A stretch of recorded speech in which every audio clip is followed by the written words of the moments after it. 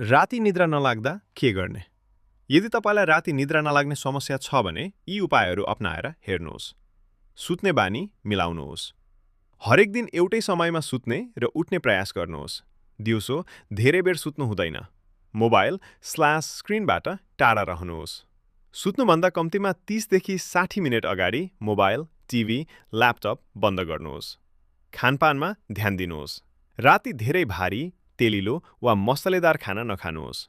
Coffee, चिया, energy drink जस्ता caffeine भएको कुरा बेलुकीपछि नलिनुहोस्। शान्त हुने बानी। सुत्नु अघि तातो पानीले नुहाउने। हल्का सङ्गीत सुन्ने वा गहिरो सास फेर्ने अभ्यास गर्ने। मन शान्त राख्नुहोस्। धेरै सोचेर तनाव नलिनुहोस्। मनमा धेरै कुरा घुमिरहेको छ भने डायरीमा लेखेर राख्नुहोस्। कोठाको वातावरण मिलाउनुहोस्। कोठा अँध्यारो, शान्त र चिसो/आरामदायी बनाउनुहोस्।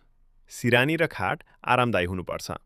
यदि यी सबै गर्दा पनि धेरै दिनसम्म निद्रा नलाग्ने समस्या रहिरह्यो भने डाक्टर वा स्वास्थ्य कर्मीलाई देखाउनु राम्रो।